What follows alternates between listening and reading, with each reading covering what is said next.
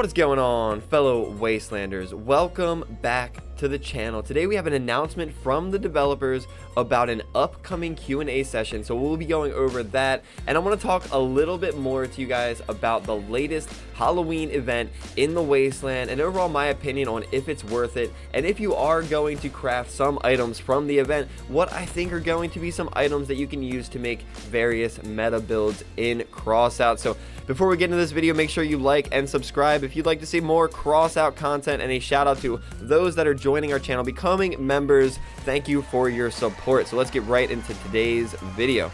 So kicking off today's video, we're going to bring you an announcement from the developers about a Q&A session about game balance in crossout. So survivors on our Discord service will host a text-based Q&A session with the developer team, but this session will be different from the previous one. So if you guys remember, I did actually live stream the last Q&A session with the developers. You can find that video here. This time will be a little bit different, so we're going to go over the rules. I will be participating in this Q&A session as well. So the topic of balance is a sensitive one as well as very extensive. The team will not be able to provide sufficient answers live, since getting the responses on balance change right is an important as it is time consuming. So they won't be answering these questions live, but you can submit your questions during this 1 hour period for them to compile for the developers to answer later date. So here are the rules.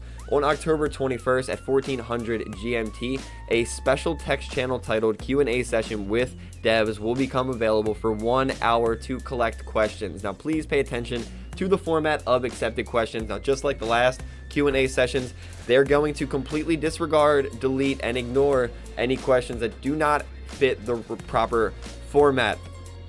So rule number one, what is the balance problem in your opinion? So talk about what you think the problem is. Number two, why do you consider it a problem? Why do you think it is a problem? And then number three, what is the solution for the problem in your opinion? So with these rules, the development team will be able to answer your questions and comment on your ideas better. Any messages that do not adhere to this format will be deleted. Answer to the questions will not appear immediately, so we have some time to think about our questions. I believe it's Monday, it will be October 21st, and then submit them to the developers. They'll think about their answer and hopefully present them back to us. After the Q&A session with the devs, the channel is closed. The answers will appear in the channel gradually over 2 weeks until November 1 inclusive. So they'll be slowly answering their questions over a period of 2 weeks. So they'd like to note that similar to the Q&A session, the team will not be able to answer all questions. After November 1st, we will prepare a news article that will include all the development team answers in one place and publish it in all our media. So my plans for the development Q&A session, guys. This is the crossout official Discord channel where you will be able to submit your questions. However, if you want to join my Discord, I did submit a makeshift developer Q&A section in which I am going to compile some thoughts for what you guys have. Some people, their wording might be strong, which would never reach the devs. So I'm going to take the community's feedback and try to make it into easily digestible questions that I think they'll be able to answer. Last Q&A session, I didn't stray too far away from the rules and formatting, but they answered pretty much all of my questions. So if you want to head it, links in the description of our YouTube video, join our Discord, post your questions in the proper format in our Discord as well if you'd like me to ask the developers personally during their Monday or their Q&A live stream. So definitely check that out. Now moving on to the Shaman's Cauldron, the Tricky Treat event, which is actually generating a lot of controversy. I didn't think this would be quite as controversial as it is, but I totally understand the controversy around the Halloween event. So unfortunately, I'm gonna talk about the bad about this event and why I think people are frustrated with it.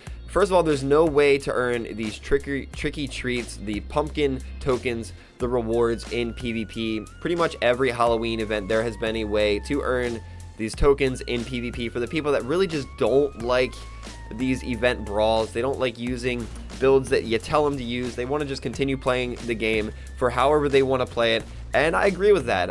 Only being limited to only doing these Ripper brawls, that does suck. So I would like to see them bring back a form of PvP that you can play for the pumpkin tokens, but also keep in mind there's gonna be Steel Troopers raid, a few other brawls that are coming that are going to award these pumpkin tokens. Hopefully they do bring a form of PvP for these pumpkin tokens, but as far as I know so far, we got Steel Troopers and we have the Rippers Brawl that is going to be awarding pumpkin tokens in the future. So we have, say, 2 weeks, almost 3 total weeks to collect the pumpkin tokens we need. Kind of getting into the juicy math of, like, is it actually worth it, and is it even feasible to grind these pumpkin treats? So for me personally, I think a lot of players in the Wasteland, you might not be going for these, but obviously I'm going to try to get my hands on a set of 2 Devourers, which is absolutely absurd. You need 3,000 pumpkin tokens per weapon, not to mention all of the resources to craft them. However, they're insanely discounted. You're saving on PlayStation, I'm saving about 20,000 coin using this crafting recipe here. Now, how much time is going to go into grinding 2 relics? Well, I broke down the math for myself. This is my personal math and for everyone watching at home.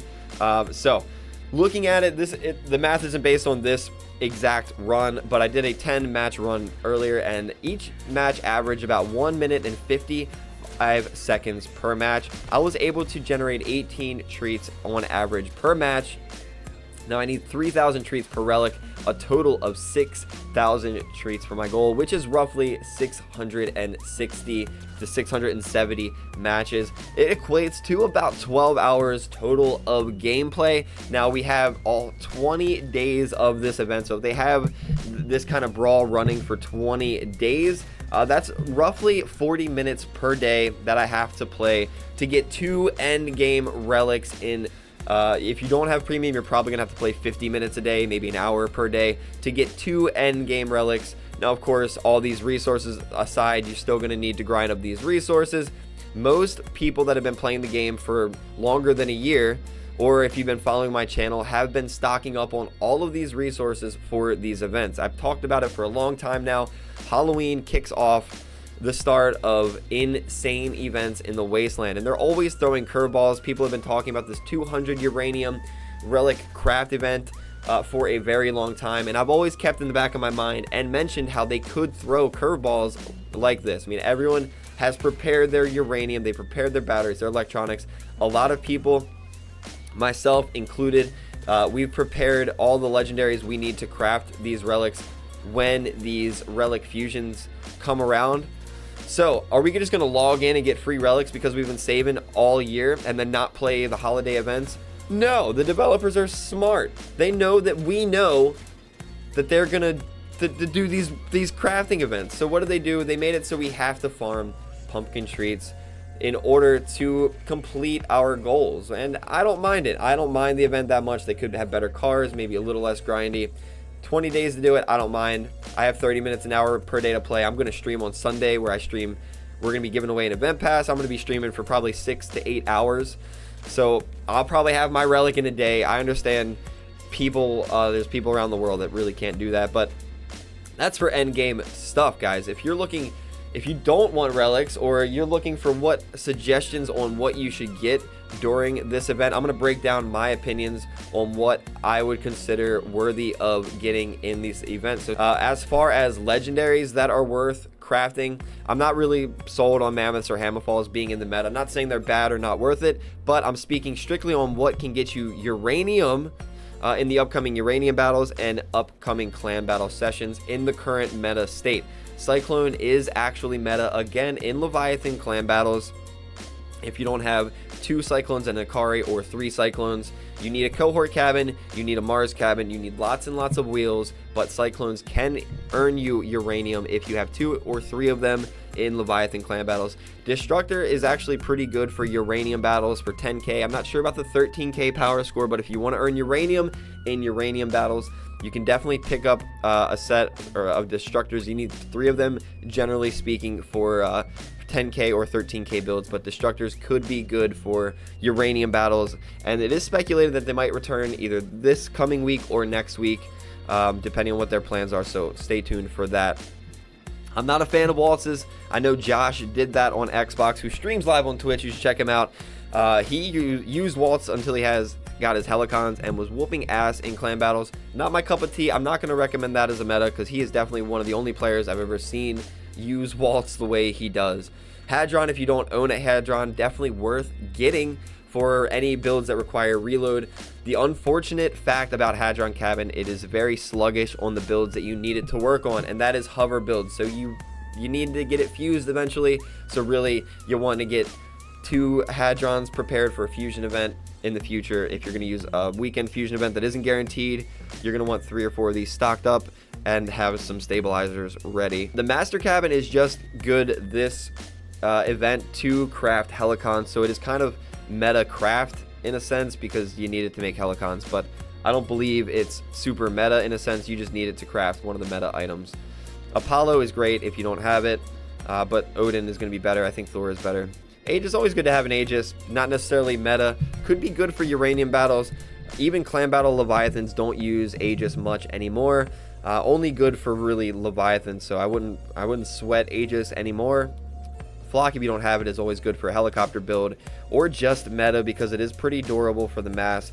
But if you say an enemy strips off your weapons, if you still have a flock on your build undermounted somewhere, it won't actually alert the enemy that you're disarmed. So a lot of people still put flocks on their everyday build just for that purpose, so keep that in mind. Moving on to the purples, I think the Equalizer is actually really good weapon to get for new players, intermediate players, even me. I'm actually going to be picking up a few Equalizers for uranium battles. You can actually earn uranium if they continue the 10k 13k power score uranium battle game modes that we've seen in the past. You will be able to earn uranium with Equalizers, so I would pick up 3-4 Equalizers, maybe 8 or 12 of them if you want to fuse them. Obviously that pumpkin grind is insane, the plastic grind is insane, so you know you're gonna have to deal with that. But if like me, I'm gonna try to pick up 2 Devourers and then 4 Equalizers is kind of on my goal for this Halloween event. Oh yeah, and the paint, I'm gonna get these paints. Oh juicy, I'm gonna get some paints.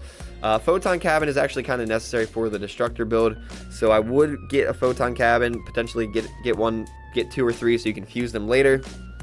That way you just have it. It's a good cabin for Destructors and other energy weapons from time to time. Not all the time, but pretty good.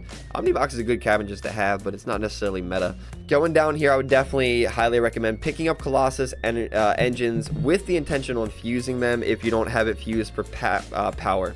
It's the most OP engine for hovers because it gives you the most amount of power bonus, so definitely pick those up.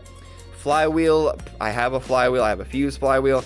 I'm in the boat of where I'm going to have to take advantage of cheap prices and buy a couple flywheels because I actually need to refuse my flywheel for mass. You see it's 306 mass for 323 durability. It has good durability. It's way heavy.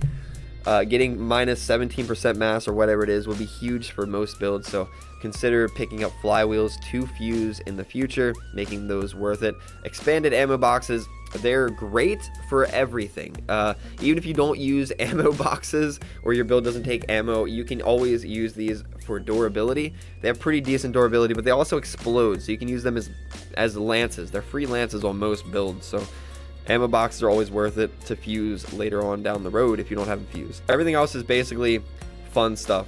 Personally, I'm super excited. I'm in the end game stage now, so I always longed, like when I first started this game, I seen like Death Mask paint, Jack-o'-lantern, the pump balloons, and I always wanted to pick up these items, but I just needed so much in the game. So I'm actually really grateful to be at a stage now where I don't really need anything other than 2 Devourers and some Equalizers. So I might actually be able to spend some coin or resources on Death Mask paint, pump balloons.